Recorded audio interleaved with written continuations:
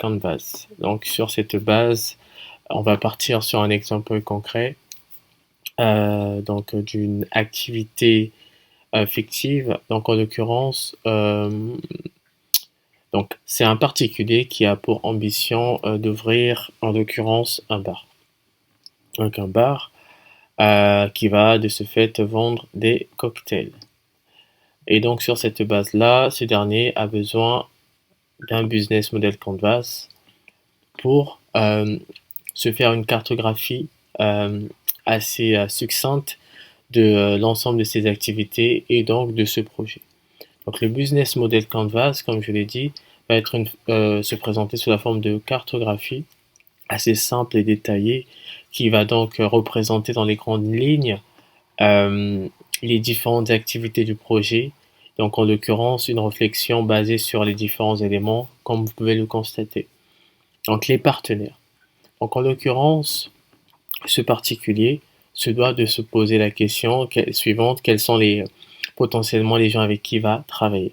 Donc là en l'occurrence, étant donné que l'objet principal du projet étant la fabrication et par la suite la commercialisation de cocktails, donc en l'occurrence, idéalement, pour ce qui va être des fournisseurs, il aura besoin donc de s'approvisionner auprès donc de grandes structures qui vendent des boissons en gros lot, simplement. Et en l'occurrence, étant donné qu'il part sur une base de fonds propres, il a besoin d'avoir des capitaux assez conséquents. C'est pour cette raison qu'il a besoin peut-être éventuellement de faire des partenariats auprès de banques pour obtenir ce qu'on appelle des prêts. Il a besoin donc aussi de prestataires pour concevoir son site internet, site qui sera utilisé pour la commercialisation de tous ces produits. Donc quand on parle d'activité clé, c'est l'activité principale. Donc là en l'occurrence la commercialisation des différents produits, donc les mocktails sous différentes saveurs. Et donc là il est question de détailler, faire, vendre, communication, c'est-à-dire ce qui va être concrètement fait. Comment est-ce qu'il va vendre ces différents produits, donc c'est une activité, comment est-ce qu'il va les commercialiser et ensuite au niveau de la communication, comment est-ce qu'il va communiquer autour de ce produit principal. Par ressources clés, c'est donc les éléments matériels, physiques, humains et financiers dont il a besoin pour donc commercialiser son produit et maintenir donc différentes activités, ces activités clés. Ensuite, on a ce qu'on appelle la proposition de valeur. Donc la proposition de valeur, ça va être ce qu'il propose, ce qui fait la valeur de son produit. Donc en quoi il est différent. Là, en l'occurrence, par exemple, ce qui va le différencier du marché, c'est le fait qu'il propose des mocktails sous différentes saveurs.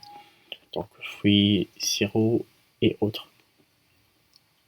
Et donc réfléchir aussi sur un slogan, en l'occurrence là, un slogan qui permettra d'attirer un maximum de clients et donc se démarquer. Qu'est-ce qui fait la valeur ajoutée de sa communication et de son produit? Donc là, en l'occurrence, c'est le service qui est lié à la commercialisation de ce dernier.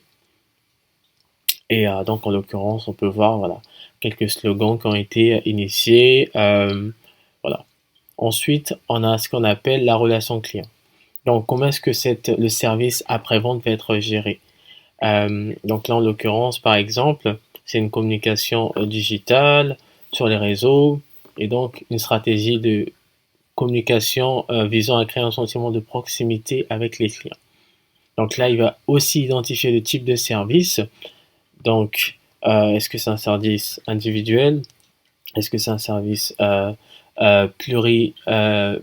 est-ce que je pourrais le dire? Qui inclut plusieurs personnes? Parce que là, en l'occurrence, c'est de la vente individuelle, donc une personne qui vient acheter son produit. Et ce n'est pas de l'achat en gros. Et enfin, on a ce qu'on appelle la segmentation de marché. Donc là, c'est les différents besoins qui sont liés à ce marché, besoins des potentiels clients, donc des prospects. Donc là, en l'occurrence, le besoin primaire, les besoins dérivés. Primaire, c'est boire, consommer simplement cette boisson. Et besoins dérivés, donc être servi rapidement, se rafraîchir. On a ensuite ce qu'on appelle la structure de coût. Donc la structure de coût, c'est comment est-ce qu'il va fixer donc les différents prix, hein, les coûts liés à la mise en place et au maintien de ces différentes activités. Donc là, on a les différentes taxes, hein, qui sont liées à donc les charges salariales, les entretiens du véhicule, parce qu'en l'occurrence, c'est un véhicule qui va être utilisé, les coûts payés et les coûts variables. Donc toujours identifier les coûts fixes et les coûts variables. Donc ce qui peut varier en fonction de l'activité. Donc l'essence, ça ne dépend pas essentiellement que de l'activité, ça dépend de plusieurs facteurs. Donc le coût unitaire de l'essence qui peut varier en fonction des différentes taxes qu'il y a dessus, etc., etc. Et les achats des matières premières, donc les produits de nécessité pour la fabrication donc de ces différents moquettes. Et enfin, on a ce qu'on appelle la source de revenus. Comment est-ce qu'il va donc, en l'occurrence, se procurer de l'argent?